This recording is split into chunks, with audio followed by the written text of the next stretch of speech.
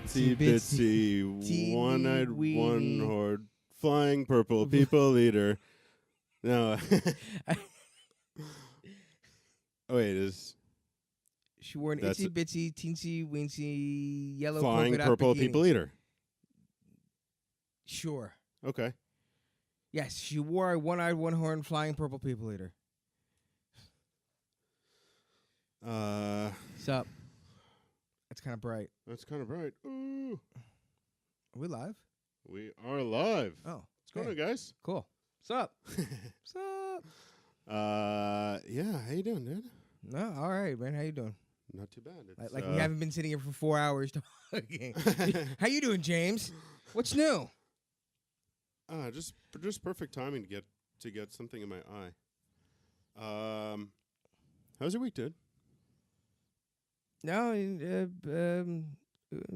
good. Went All swimming right. this weekend. That was fun. The pool. Country club. Swimming. Swimming. Indoor pool. Ah. Yeah. Where? Beersheba. At the country club. The country club. Sweet, the country club. I don't know. When I think of country club, I think of Mission Hills Country Club,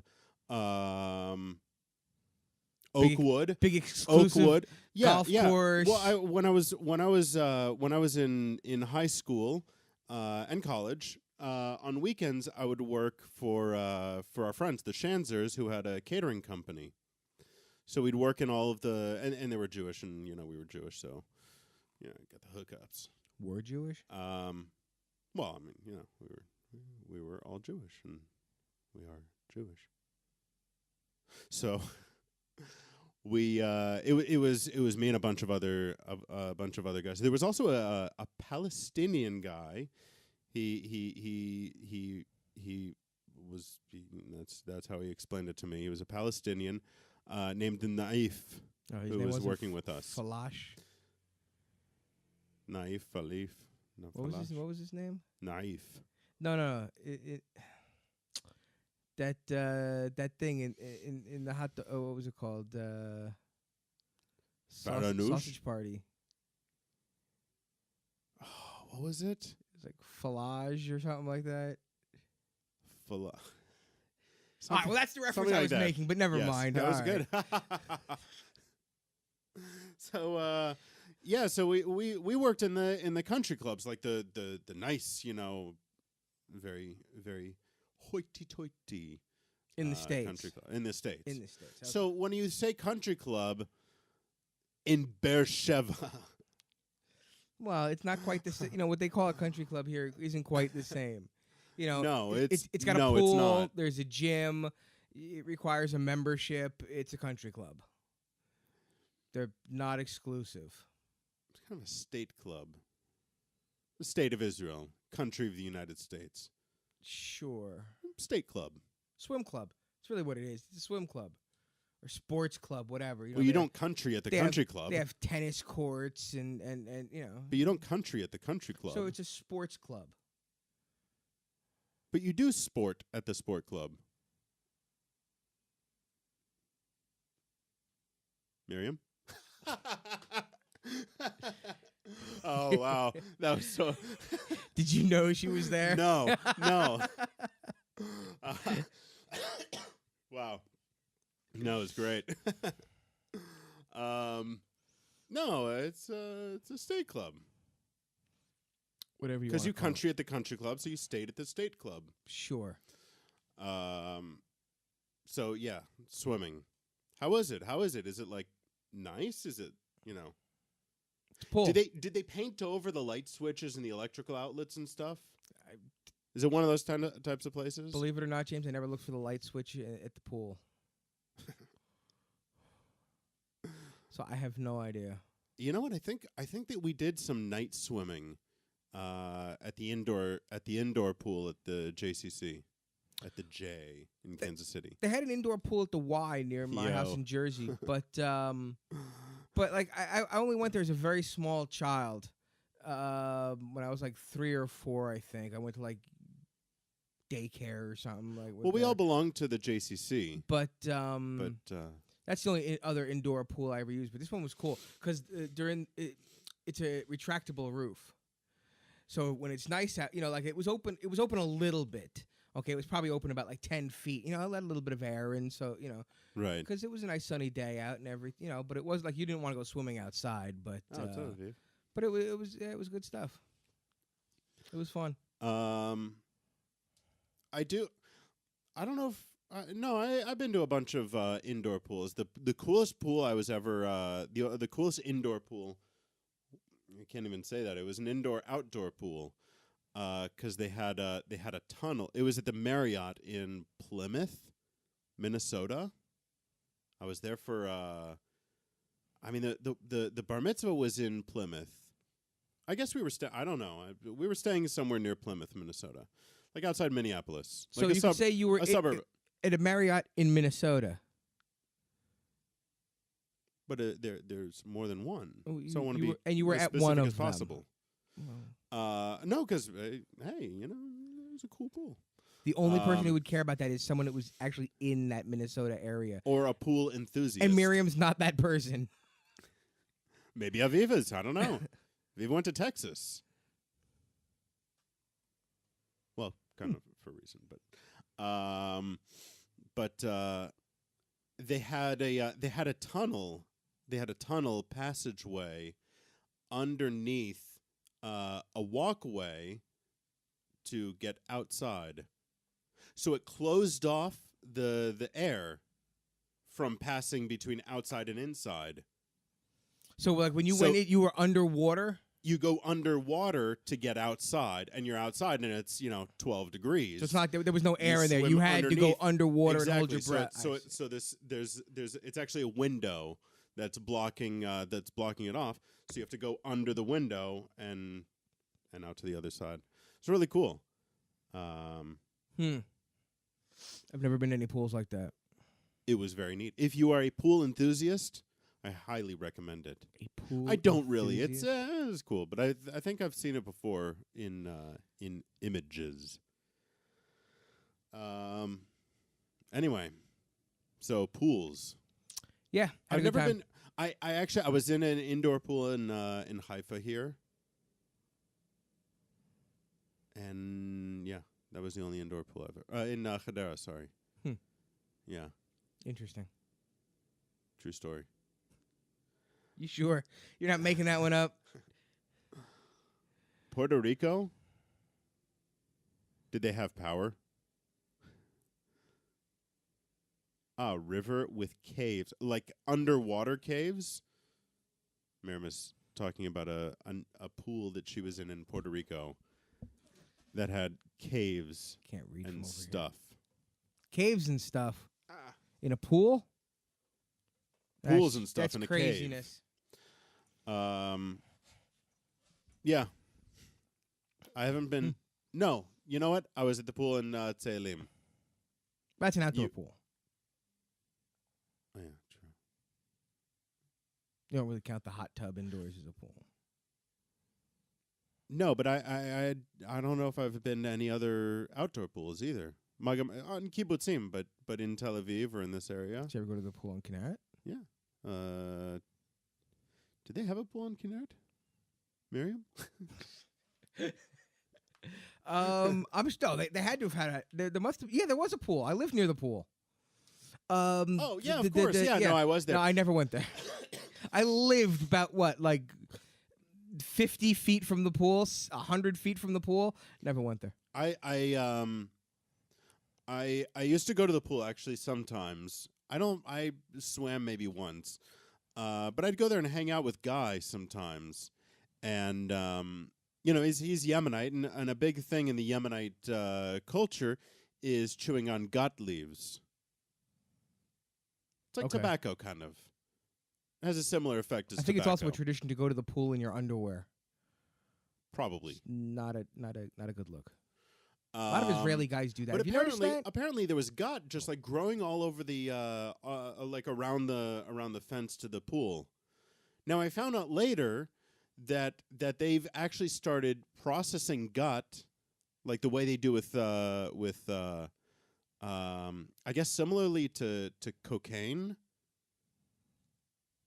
but then they take the product, the extractive or the extract, and they process that like meth, and they create this chagigat, which is apparently terrible stuff. And they were making that on the kibbutz? No, but it was surprising that... Because I would have heard about it, I'm sure. Yeah, I think you would have seen it. Was right outside my door. People running around outside my apartment, I would have noticed. Wait. Miriam, stop talking. I don't care about your pool. I want a pool. You're just making me jealous. I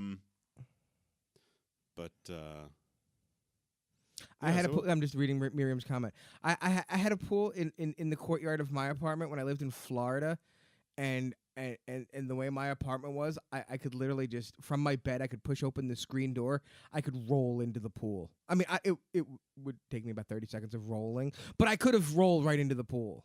Was there a ramp, or would you just be like laying on the sidewalk, just rolling yourself? Oh, no. I would have been on a sidewalk and some grass, just rolling myself. Yeah, exactly like that. Okay, but yeah, no, it would have been about 30 seconds. That was very close. Walking, I was it probably would have been a little bit faster to just walk. Oh, yeah, easier. it's like 10 steps, and I was in the pool. Okay. Maybe 10 steps, I was already wet, I think. I mean, if you're laying on your side, but there's no incline, just perfectly flat ground. Oh, yeah. Well, that's just ridiculous. Splash. It was lots of fun. So you actually did this? Well, I never actually rolled into it, no. Oh, okay. But it was very nice having it like literally 10 steps outside my door. I mean, I guess you could have gotten. I lived in Florida in the summer. It was it was nice having the pool. Everyone would hang out there. You could just jump in the pool. 10 steps would be like 15 feet, 20 feet maybe. A 20-foot ladder. Big do you think my steps to your were? window, and I was on the ground floor. yeah, but the window is not on the ground. No, it wasn't a window. I had sliding door. Ah, okay. I just slide the fucking door Oh, open. I thought you would slide out the window, but you could. But you could slide out the window. Roll up the wall, roll it out. What the fuck am I? No, slide out like you. What am I? One of those little rubber spider thingies? No, you climb out the window, and you set the ladder, okay, on an incline, so you can roll down the ladder into. Yeah, the pool. I had a sliding glass door. It would have just gone. I could have done it from my bed. I could have. My bed was just a mattress on the floor. So I could have just, kicked it open with my foot, rolled right on. It would have been very easy. My bed was once a mattress on the floor. Yeah. On Yehuda Levi for... The entire time we lived together, my bed was just a mattress on the floor. Oh, yeah, that's right. But mine started out as the kibbutz mattress. I think I might have stolen a kibbutz mattress. That should have been thrown away anyway. Thief.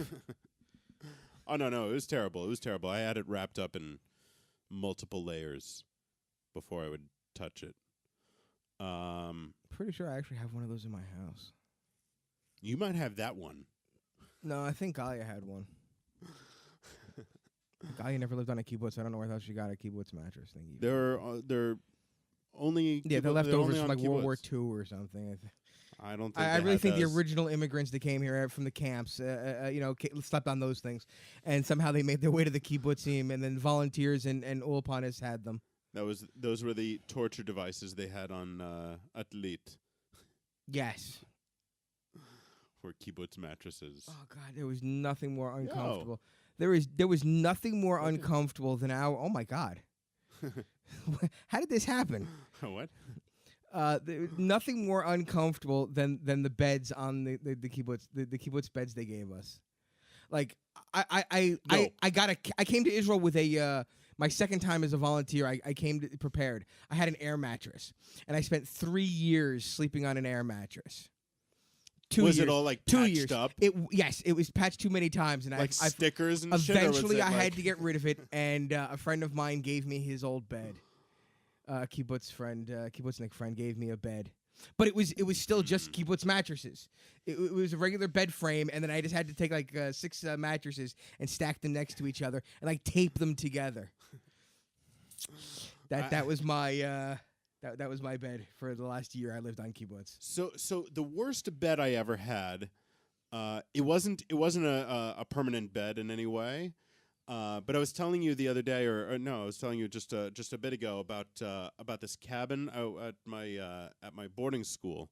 They had this cabin in the woods, and we'd go camping there. It was a lot of fun. It was really cool. Just there was room for like eight people or something like that, 10 people. So we'd go on trips every so often.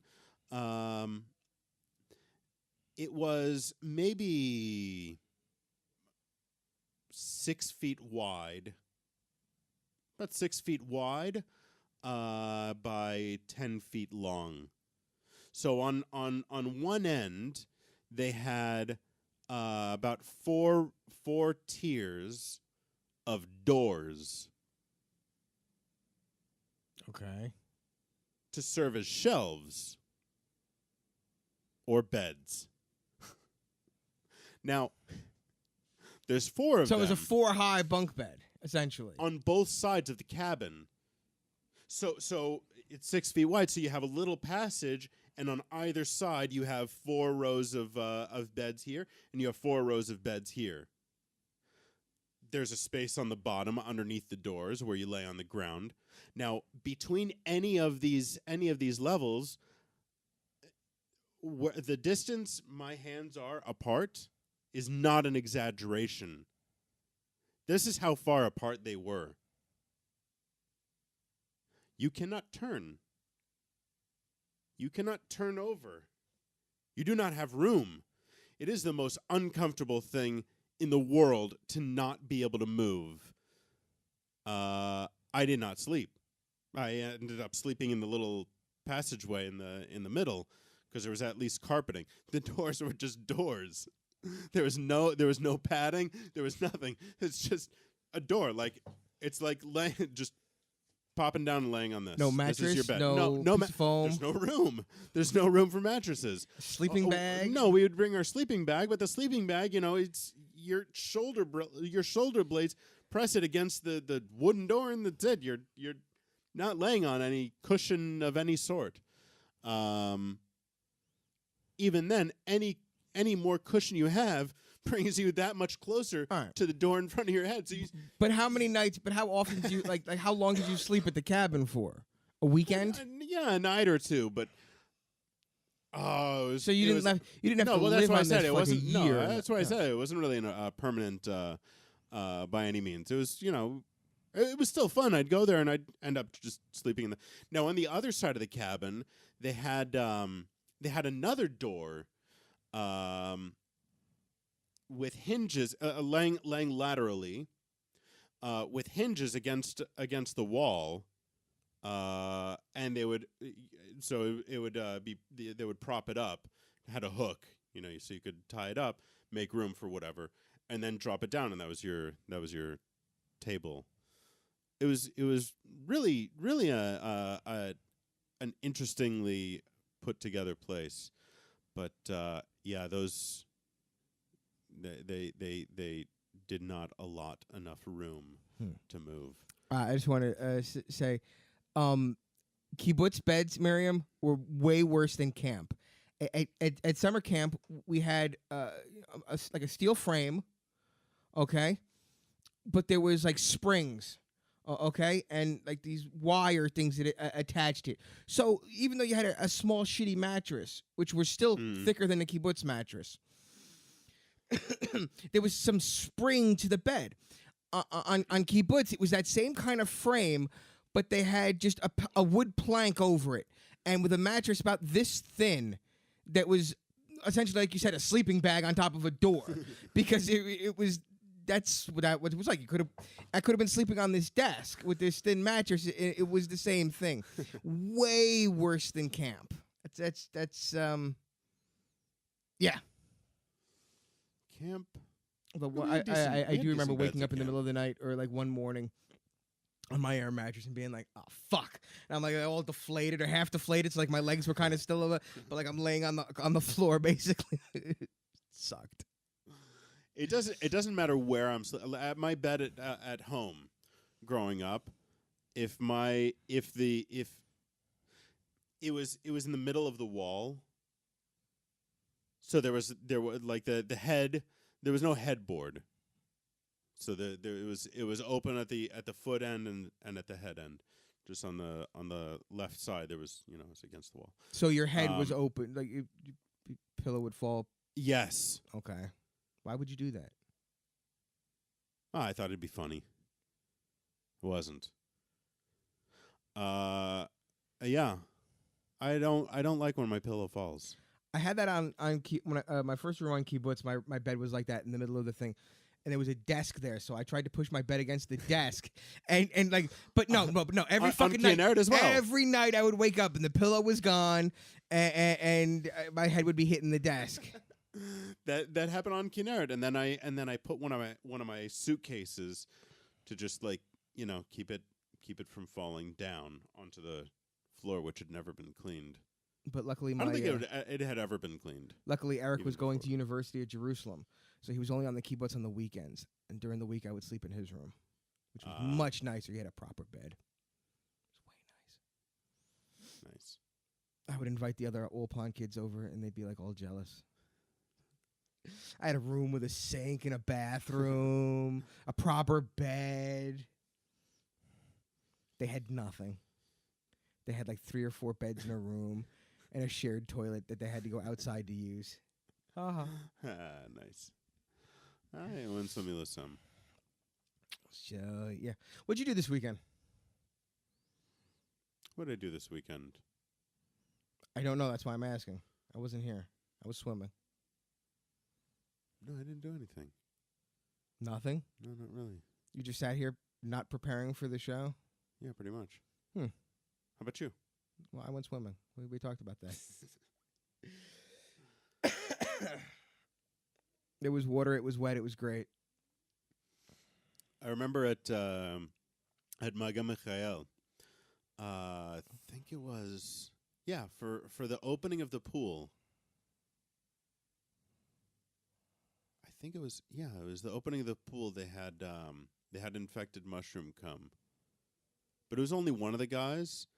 I don't remember the concert, but they opened the pool with infected mushroom. I was there. I just don't remember it. Which one was Megan Michael?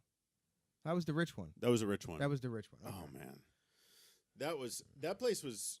Thought about that place on Purim. It was an amazing place. Maga Michael, if you have the opportunity to get to that kibbutz, absolutely take it. Take that. There's almost no chance anyone will anyone here will have a chance to go there for their Purim party, and your lives are lacking because incomplete. of it. Yes, there is no Purim party like a Megan Michael Purim party. It's so they have this ceiling that has in the dining room. The dining room seats something like 3,000, 2,000. It's huge. Yeah. Huge. Yeah. So, and they have a very nice pub as well. They have, a lot of disco lights and, the whole lasers and everything, the whole systems. It's incredible. They've really invested a lot of money into keeping their residents and their volunteers and their opanics and everyone who works there. They try to keep people happy. And they have the money to do it. So they bring all of this equipment from the pub and they install it into the ceiling in the dining room. So the entire dining room for 2,000 people becomes one big dance floor. Oh, it was and crazy. They bring in catering with the pizzas and the cigar, the Moroccan cigar. Like what else do they have? I don't remember. Stuff. They had a lot of stuff and things too. Free alcohol, of course, because it's Purim and it's it's a mitzvah to become intoxicated. I feel like there was a lot of meat. Oh yeah, I think I felt like they had there a was- kebab guy. There was kebab different thing areas. grilling, Remember? Because remember, they have a cafe. This kibbutz has its own cafe on the, and I don't mean like a little And they- broken down Nespresso machine or something. I mean they have like a proper with like booths and- Sigfrido or whatever it was. Yeah, with booths and they have waiters and or baristas. That's where they had the. That's where they. I remember they were making the pizzas, and And they outside they had all the grills. that's right. There was that's like right. stations of all different things. And then when you went inside the dining room, that's where like they had the party. I don't remember what they had. But they kept the during dinner. they kept the theater locked right next to the. You never went into the theater. So if you're facing the coffee shop, the cafe. To the right of you, there's a bunch of windows. They're not actually windows. There's nothing there. It's the theater on the other side. Seats like 400, 500 people. Is it like under the dining room? Yeah. Okay. It was incredible. I got hooked on the triple espressos there, because we'd have before on Friday nights. So on Friday nights, they gave you beer. So we would try and drink as much beer because it's free beer and At dinner? we didn't have money. Yeah. Wow. There was wine on Sat Liam. They didn't have beer, not for free No, anyway. they had a keg. They had a kegulator. We had a keg of wine. They had a kegerator that I actually rented from them for my friend's birthday party. That was actually a lot of fun. I don't know if I ever told you about that, but we got the kegerator, and not the cube one, but the double wide with the counter attached. So we got this whole thing. We with a couple of friends, we hoisted it into my bedroom. Like up a flight of stairs into our room, and 3 stairs, and bought a keg, and it was for Ricardo's birthday. We and it stayed because they stopped using this kegerator.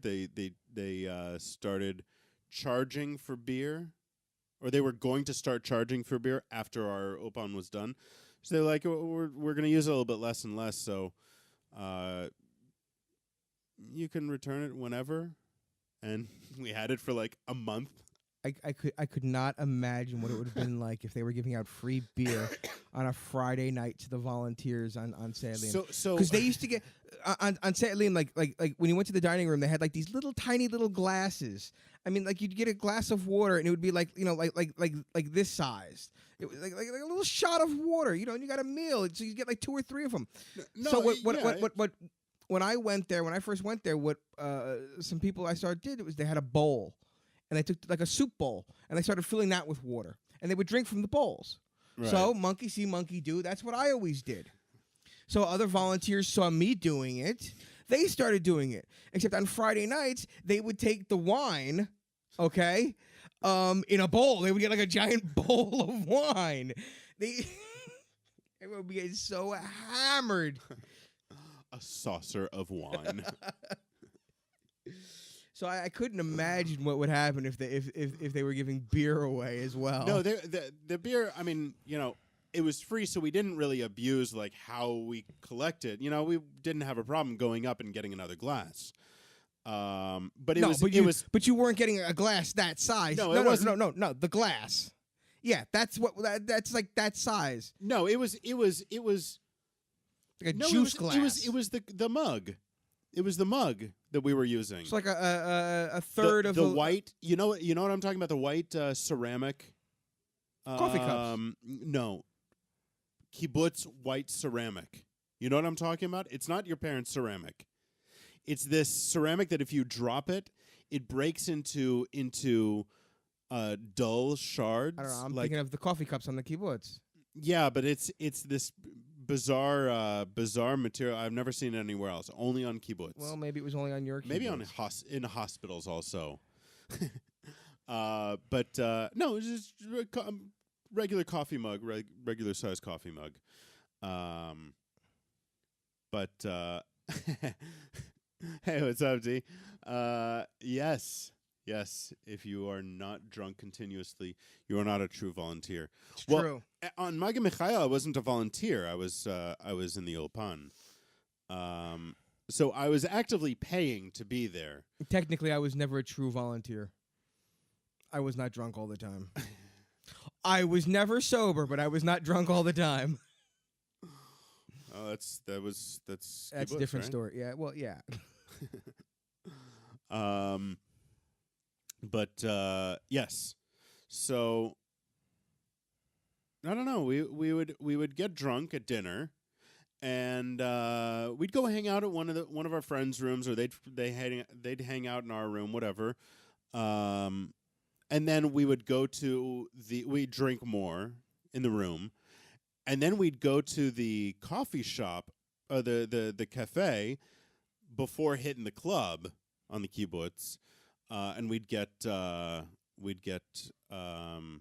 triple shots of espresso, and then. Well, there seems to definitely be similarity between our volunteer experiences. Being on a kibbutz that has money was definitely it changes that experience from mine. But We didn't have a cafe. we did a lot of fun things. You know, they brought in a lot of musicians. I saw a bunch of concerts. You know, all for free or maybe for 20 shekels. You know, to see. If a volunteer wanted a cup of coffee, he had to walk down to the factory and pray that someone left some milk. Pray that there was milk in the fridge. Otherwise, you were making black coffee. Wait, we did this. We did this when you came, didn't we? We went to the factory, went to a Plaçon, and we got the free chocos or coffees. They had it's a huge factory, and they had maybe 4 or 5 stations with the coffee vending machine. You put in 50 cents or whatever, but you don't put in money. It's just press the button and get this coffee. I don't remember doing that. So we used to do that. We'd walk down to the factory, 5-10 minute walk. I remember eating shawarma. I don't remember coffee machine. So we'd go down to the factory, grab some coffees, and go for a walk around the kibbutz. It was a nice place. But all of this aside, it was an amazing time. But it didn't really feel, in retrospect, after having seen other kibbutzim, after having lived on a total of 5 kibbutzim. Bye, Miriam. It didn't. She's leaving. Peace. We didn't. It wasn't really a kibbutz. It didn't really feel like a kibbutz. The people were unbelievably arrogant. They lived because they were all rich. Exactly. So a bunch of rich people, bought some land and put up a fence. But the image that you have of a kibbutz is, this modest lifestyle. Just working in a farm, working in a factory. Everybody's friendly and nice, and that's how it was for the most part. There's obviously the bad apples, but for the most part, people were. It was kind of like a hippie commune, kind of. It was not on Maga Michael. It was very, dare I say, right-wing-esque. Really? Yeah. During the 90s, but a fun place. Wait a minute. Definitely go. During the 90s, I want to say 96 election. It could have been 95. It was either 95 or 96. It had to be 96. The 96 election, right? BB won. And I just remember after the election, the kibbutz put up a tally of how everyone voted. Not like individually, but it was like so many people voted for this party and so many voted for this party. There are a lot of parties in Israel. Okay, this is not a 2-party country, and it was like let's say there were 100 people on the kibbutz. It was like 97 of them voted for this one, and there was 3 people that voted the other way, and everyone knew who the 3 people were. It was me, my brother, and his fiance at the time. We were the people that voted right. Everyone else voted the same way. Everyone was looking at us like, "Oh, you bastards! Wow, you ruined our perfect record." So yeah, they were left. On Selim. Just a wee bit. I'm just thinking of that story and the story of Ian and Ian after they shaved their heads. wasn't just Ann and Ian. It was a lot of people, if I remember correctly. Really? Well, go ahead. You can tell a story, I guess, if you want to. It's not really my story to tell. I had nothing to do with it.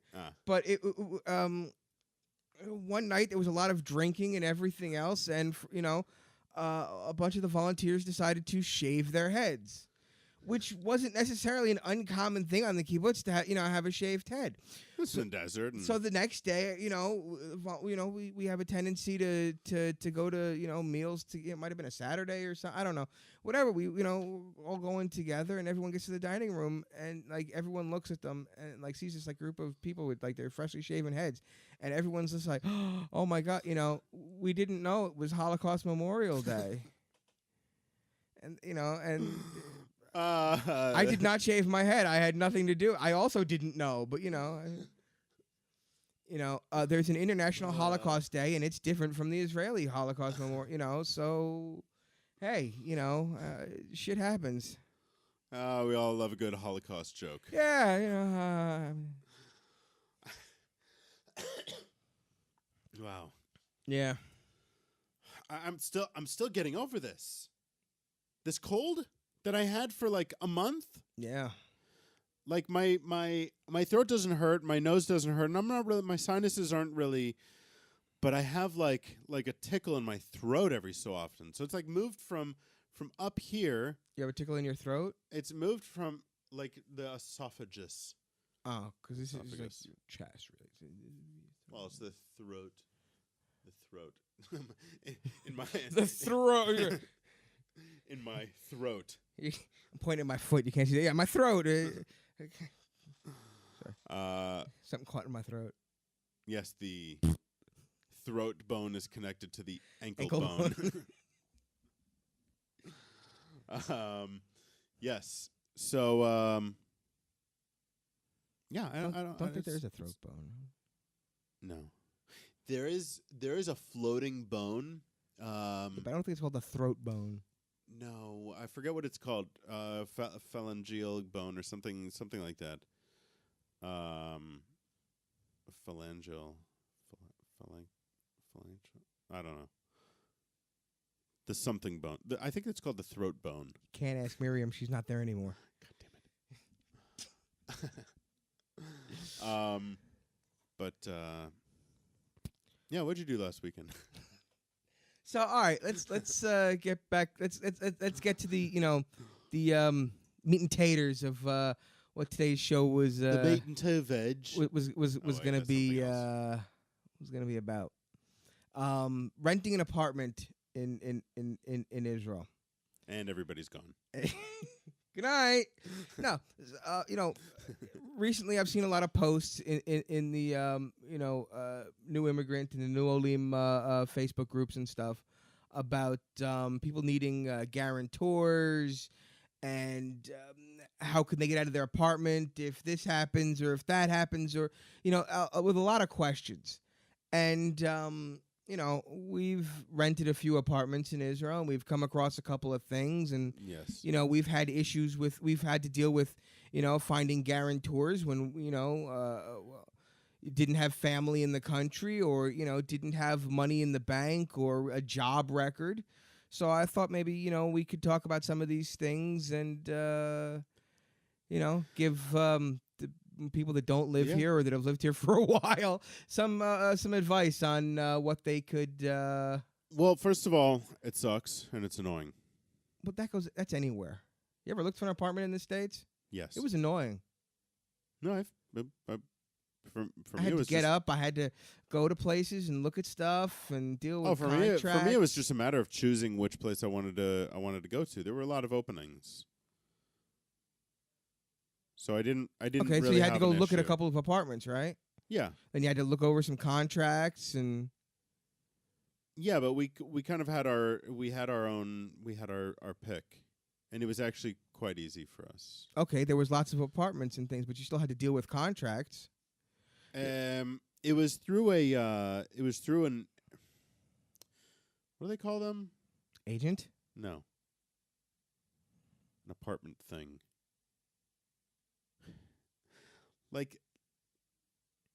Well, I guess it's all apartments in the States, because in Israel, nobody owns a building. People own the individual apartments and rent those out. In the U.S., Well, you have like Amly, you have like these apartment well, building. I understand that, but when I moved to California, I had to find a place to live. I was living in a hotel when I first went there, okay? Okay. And then I was staying with my friend's family. And, No, I had to look for an apartment. So, yes, every building I went to was, run by some rental agency or, it was all one company that took care of it. But it was, do I want to live in this building here? Or, do I want to live in Melbrae? Do I want to live in Burlingame? Do I want to live in San Francisco? But then once I still had to go to different areas and different apartment buildings. But then and once I got there, it was kind of a full service package. They helped with everything. They made it very easy. So it wasn't really maybe I was just lucky though, because it was quite a big apartment complex. So they quite well knew what they were doing. So what were you looking for when you were looking for an apartment? I mean, what did you like when what did you have to deal with? Did you have any of these problems? Did you have to get guarantees in the U.S.? Yeah, in the U.S. not really, no. So it was really okay. No, I think if I recall correctly, the company I was working for sponsored me because they brought me out there. Was it them? I don't know. So really, they had a bunch of places that they worked with and everything else, and they told them to find you an apartment. Well, my job there was I started out selling Dead Sea products in the malls. Sorry, guys. Don't waste your money. Buy it online. Try this shit out. It actually works. But don't buy it there. Buy it online. They would charge $190 for something that cost doesn't matter. like $30. You're getting ripped off at the mall. $25. What a big shock. No, but this matter. is like okay, this but is again, like you're talking about times as much. You're really talking about renting an apartment in Israel, in the States. I'm talking about here in Israel. You've had some experience doing this. No. Okay. You had to find a guarantee. When we first moved in together, our first apartment actually we didn't need anything. We just had to show up and we didn't even have to give some checks or anything. I think we just signed a contract and that was it. Yeah. We didn't have to give him no deposit. I think we just wrote our names on a napkin or something. Maybe. There was no security deposit, no it was nothing. We didn't even have to give him like 3 months rent or 12. I mean, right now I give the guy 12 checks. One for every month. And at the first day of the month, he takes it and that's it. But for that first apartment, we didn't need anything. But the second place, what did we do in the second place? We didn't have guarantors there, did we? No. It was a we had to give 12 checks up front. It was a bank guarantee. I had a bank guarantee. Did I have Eric sign for me? Possibly. My bank guarantee was basically getting I had to put money into a security deposit account that could not be touched.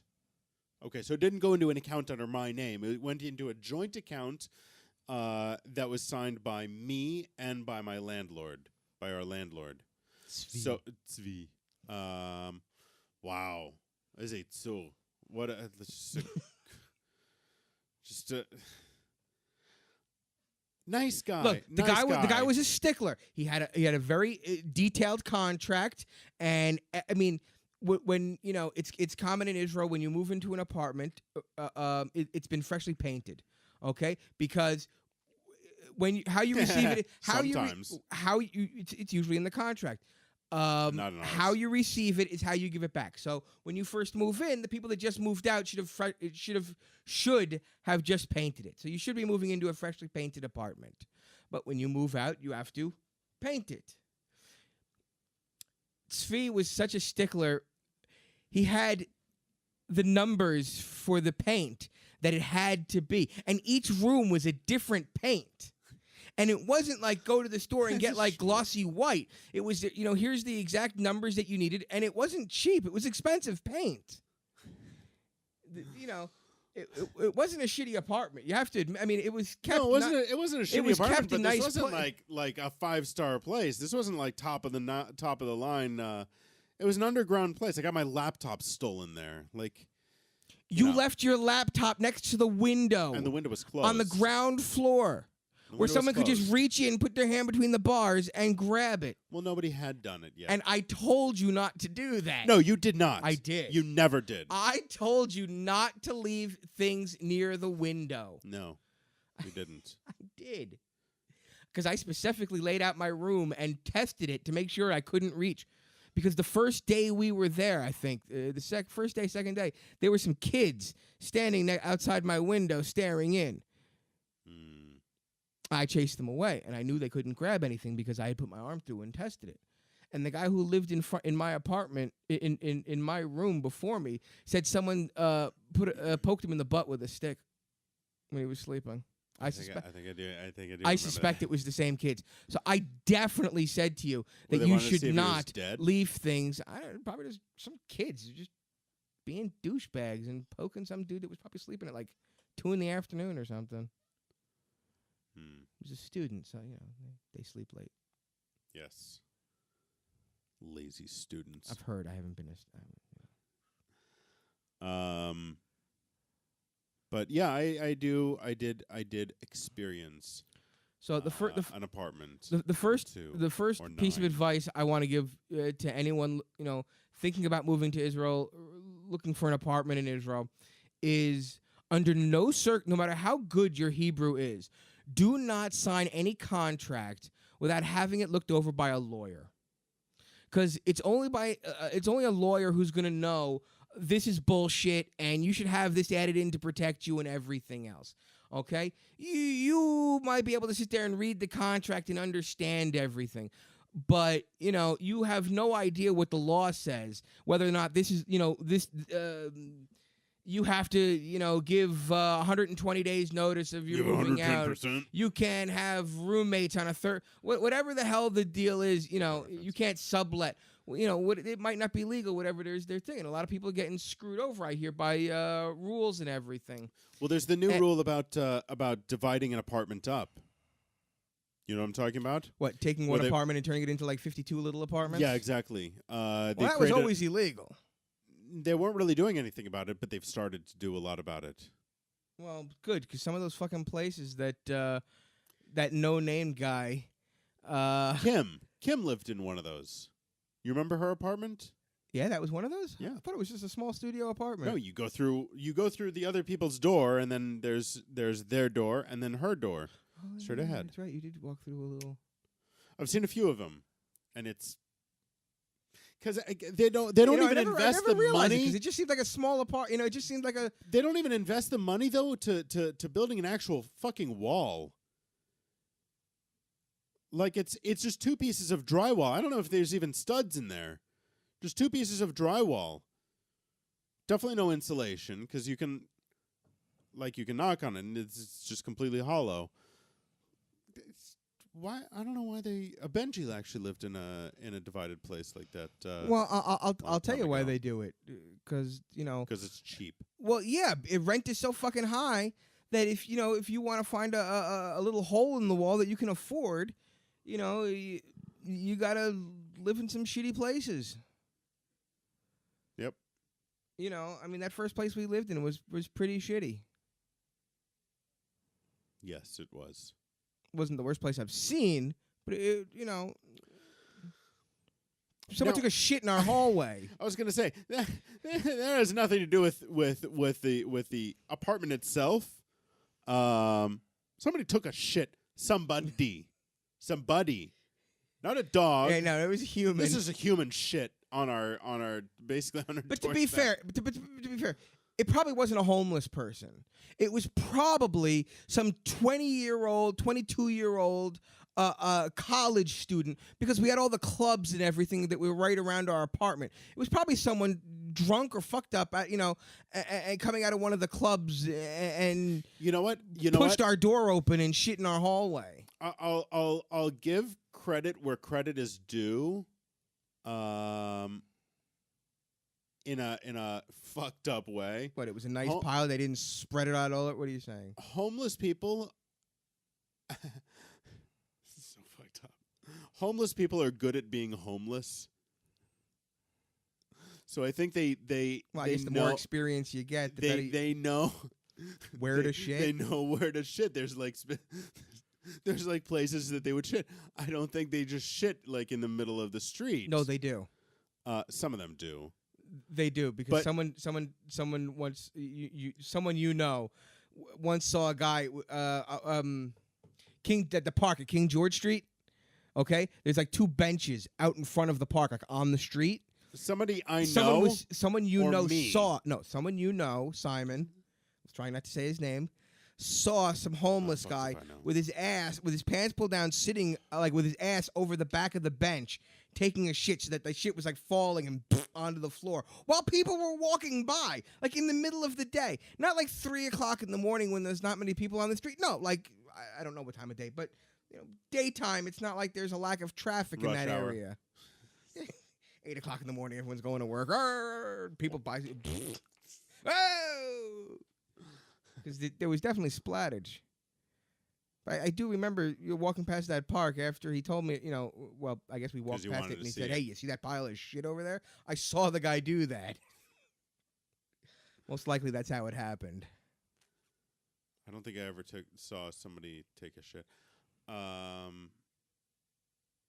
yeah, apartments. All right. Look, if you're a new immigrant, with your first year in Israel, there are groups that will provide you free legal assistance with contracts. Okay, one of them is there are now. Keep Olim in Israel group on Facebook. You can contact them. A lawyer is one of the lawyers are standing by.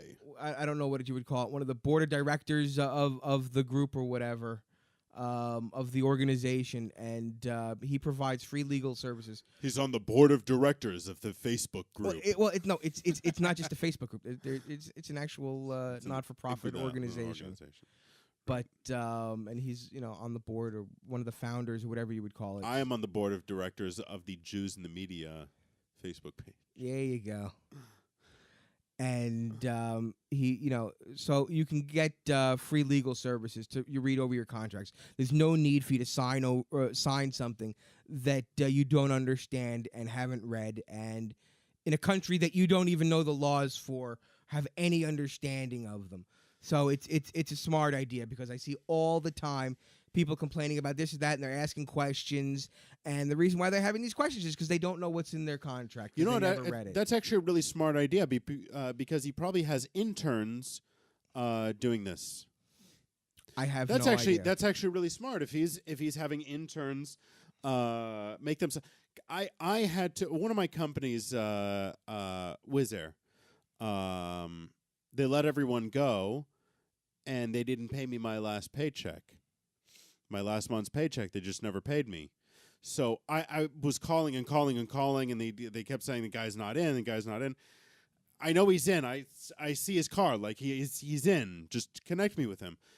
No, he stepped out to lunch, whatever. Eventually, somebody explained to me, my next job, our secretary explained to me that I could go to this office on Ha'aliyah, Shulkind, on Shulkind, the end of Allenby, Ha'aliyah, Shulkind. Doesn't matter. No, it does matter. This was an office for small claims, and they had interns there as well, helping you draw up a summons or a subpoena. So I was able to bring this to this company. They paid me like that. All I had to do was go to this office and sit with this pretty cute girl for 20 minutes, and I got paid like in a week. I had something at the courthouse as well, and I had to. What was that? I didn't even remember. But at the courthouse here on Weitzman, I had to go there for something as well, and I had some interns. I didn't know they were interns, but I found out later they were just legal aids but they were all interns helping out, filling in paper. AIDS. No. So yeah, they make use of the. Listen, if these people are going to learn from real world examples, then that's perfect. I'm happy to help them learn. It's not really anything that they could screw up so well. They had somebody review everything after they had done it, and yeah, so. All right, good advice. Another thing you should look for, in my opinion. Good advice. Look for interns. Take advantage of free legal assistance when you can get it. It can be fucking expensive. I don't think you're looking for. Make sure. Make sure when looking for an apartment, try and find. Make sure to ask if it has a dude shemesh. Okay, this is a solar heater. Yes. Okay, this will save you a lot of money. Okay, in the summertime, there's tons of sun. Shemesh. Okay, and you never ever have to turn on the electric heater. In the United States and some other I don't know about other countries, but in the United States, we pretty much have these gigantic water heaters in our house that the gas powered 40-gallon. Okay, and 24/7 you pretty much have hot water in your house whenever you want. In Israel, you have these very small water tanks. Okay, these very small water heaters, and you don't keep them on all the time. We don't have gas. They're mostly electric powered. There are some gas powered ones. In Israel? Yeah, my in-laws have them. Whenever they want it, they turn it on and it warms up the house. In Beersheba? It warms up. No, my in-laws in in the Krayot. Cryots. Okay, so The they turn it on, little pilot thing, and a little while later they have hot water. They could leave it on all the time. They just choose not to. They turn off the gas because they're worried about the gas. But yeah, so you have these very small tanks. So you don't have 24/7 hot water here. So we have these water heaters, and they're electric. Okay? Now, it's really simple. 20 minutes before you want to take a shower, flick the button, boom, you've got electricity. You've got hot water. But if you look at your... well, we have like a little timer. Well, yes, you can with turn it on. The dial. Well, sure. That's something else. But you hit the button, 20 minutes later, you have hot water. Okay, or yes, some of them have a timer, so you can say, okay, I got to get up, I got to get in the shower at 7:00 in the morning. I'll set my the electricity to go on at like 6:40, so that when it's 7:00, it's been on for a little while and I have water. That's also an option. What was I going to say? Dude Shemesh. Yeah, it's better. Something about it. No, something about the regular dude. Oh yes. In our first apartment in Tel Aviv, our electric meter was inside the apartment with us. And one night, James turned on the dude, and I could just see the fucking the dials. It's normally like this. It's going. All of a sudden, he turns it on. It's like. I mean, you could use it as a fan in the summertime. It went so fast. So I highly recommend. When I was on the kibbutz, I had no understanding about this. I went from my parents' house to living on the kibbutz. I had no I didn't know what this thing was. We didn't have, and all the volunteers just turned them on and left them on. I was on the kibbutz for 3 years. I think my water heater was on the entire time. I had great fucking hot water. Oh, kind of like my AC on Kinneret. Exactly like your AC in Kinneret. Yes. the Bat Cave. 2 years, your air conditioning was never. No, you weren't there 2 years, but. The entire time you were there. 3 months. The entire 3 months. There was ice growing off of it. But okay. In the dead of winter. In December. But if you make sure you have a dude shemesh, okay? During the summer, you will always have hot water. You will never have to use the electricity. Even, there's 3 people in my family. We could all shower one right after the other, and there's always gonna be hot water. Yeah. In the winter, okay? Even on as long as the sun is shining, even if it's cold outside, okay? By 7:30 in the morning, when the sun's been up for an hour, you're gonna have, for the most part, some, maybe not 3 people are showering, but definitely at least one person can get a hot shower, and you're gonna have to turn on the dude a little bit. So Yeah. you do sometimes, and if it's a rainy day or cloudy out, you're gonna have to turn it on. It's one of the things you got to do here. But No, the dude. a But dude again, a dude that's why I Shemesh needed to get the will timer. definitely save you a lot of money. Yeah, absolutely. It's it's definitely a good thing. When I would get up at if I'm getting up at 7, I have hot water with a dude Shemesh, which I don't have here. Well, when I would get up at 7 in the morning, like when I would shower, I want to shower at 7 in the morning, I would have hot water already. I get like up there at, will I have get been up at enough 10 to sun 7. for that to be, huh? I get up at 10 to 7 and I have hot water. But Galia gets up at like 5:45, and so like she usually puts on the dude. So by the time I get up, the dude has actually been on for a little while. How long do you guys leave the dude on? 20 minutes.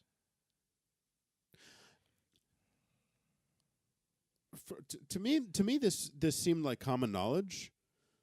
You understand how a thermostat works. Yeah. Reaches the temperature and it shuts off the heat.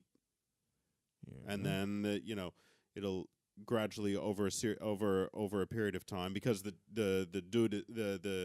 tank is insulated. Eventually, after a while, it loses the heat. It loses its heat, and then it kicks back on. A lot of people can't even like if it's on, if the timer is on, or if the dude is on for an hour, they're under the impression that it's running for an hour straight. Well, if you watch the clock, if you watch the electric meter, I have. It's spinning the whole time. No, it's not. Well, I've seen it do it.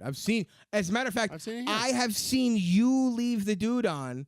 Well, maybe there's different ones. In our apartment, you would leave that thing on, and that thing would fucking be spinning the entire time. Then an hour later, you'd be like, "Oh, I don't feel like showering now," and then you'd turn it off. But you can go into the bath, because in here, the heater is in the bathroom. So when I turn it on, it'll take a second, but then it'll click on it, and then you'll hear the water starting to sizzle around the element in the middle. I've never had to buy a dude. I wonder if there are different types of dudes. It's all the same concept. New technology. No, it's all the same concept. It's a different element, stronger or more efficient element. Maybe the newer ones you stay on all the time, and the newer ones go. There's a tank with a hole in the middle, and there's the unit that the element sits in. And it just heats up, and surrounding that, if you look at a cross section of it, you would see the bubbles forming, and that's the.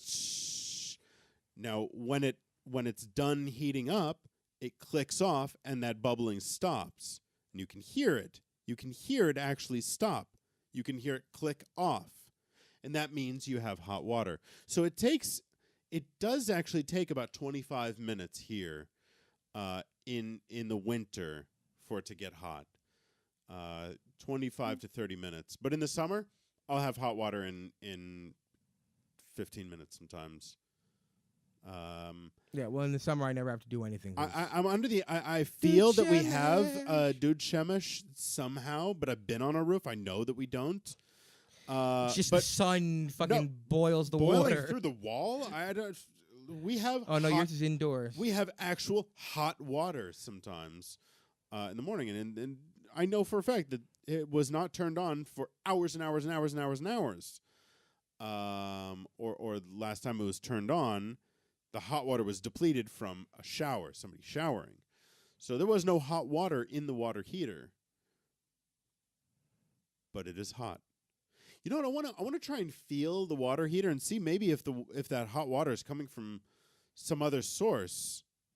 Like we have another hose from somebody else's apartment. And they have a dude. They have a dude. All right, look for that. Always try and steal water from your neighbors. Yes. Steal electricity, gas, water, Wi-Fi, of course. Well, actually, that you say water and stuff, but that's an issue. There was a thing. It is an issue. A few years ago, there was a thing. It's still. I'm sure it's an issue still on many buildings. The way that the plumbing was done many years ago, when you flushed your toilet, you would use some of your neighbor. It was this whole thing. It was like stealing water.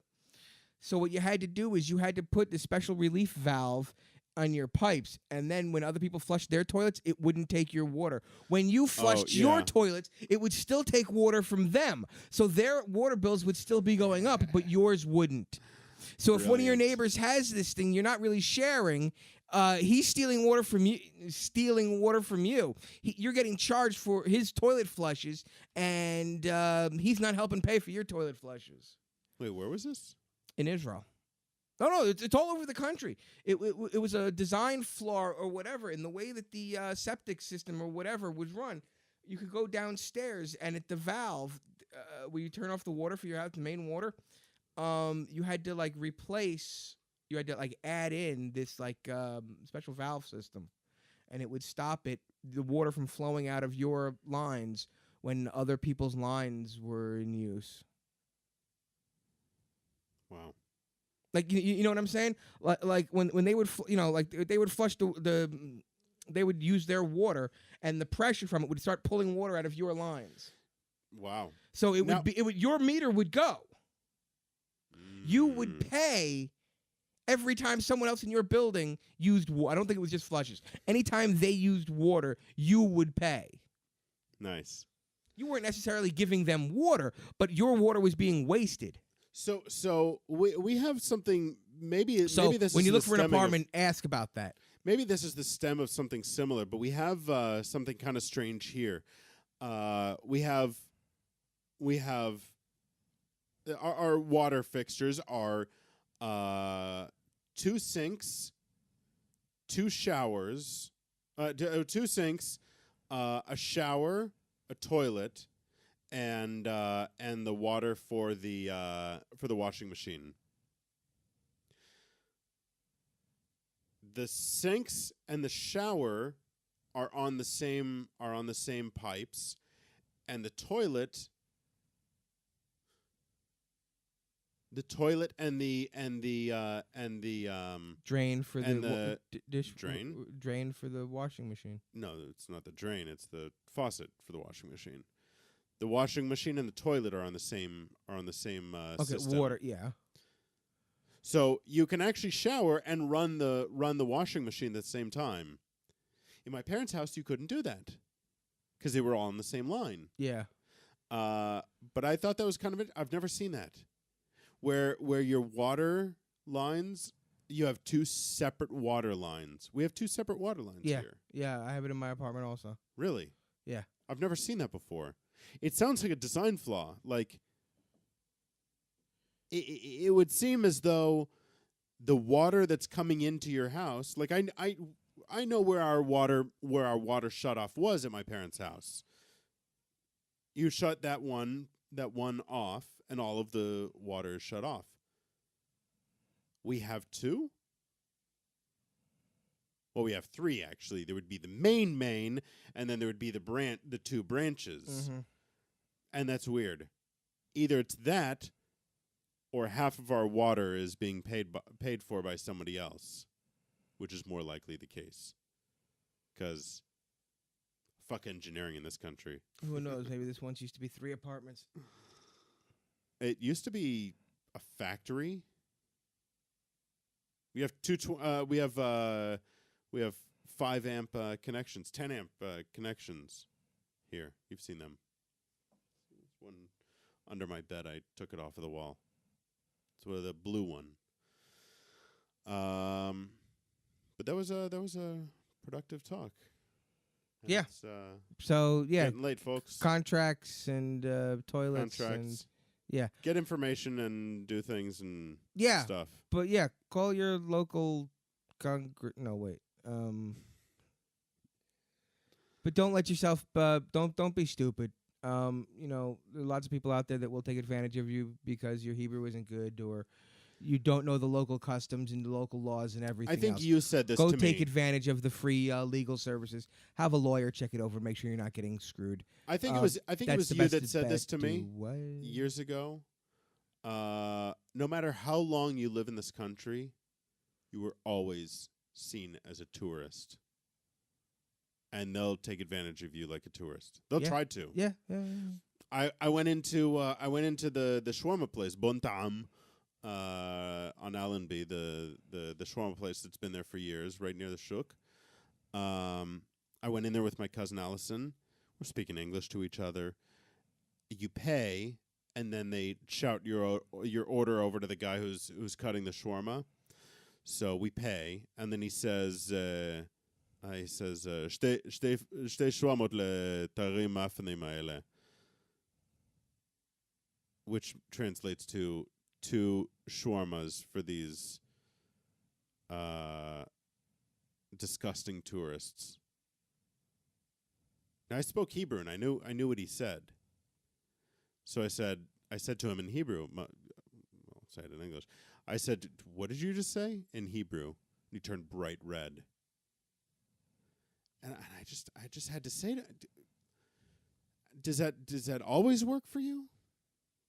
Do you always get away with that? Because you didn't this time. And he knew, and didn't even offer to give me our meals for free or anything.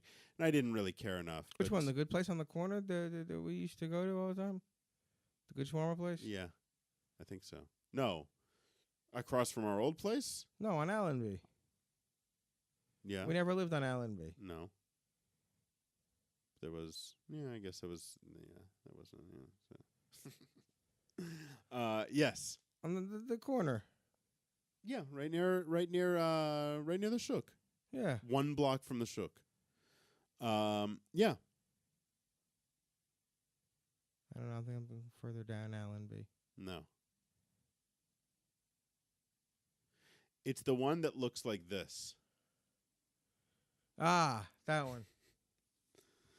You'll get it once I Put the picture. put the picture in there. Yeah. Oh, so not this one? No, it's Just put any other one It's over that here. one. Just put any picture up there. Not this one. yes. Ah, this one. So yeah, that was fun. That was fun. But we really got to go. I got to pee. Yes. Peace. It's been real, guys. Have a good Real, night. It's been fun. Let's do it again real soon. It's late. Peace. Peace. Buenos nachos. Spay your friends and never mind. Say spay and neuter your friends. Don't forget to spay and neuter your friends. Spay your friends and neuter your enemies.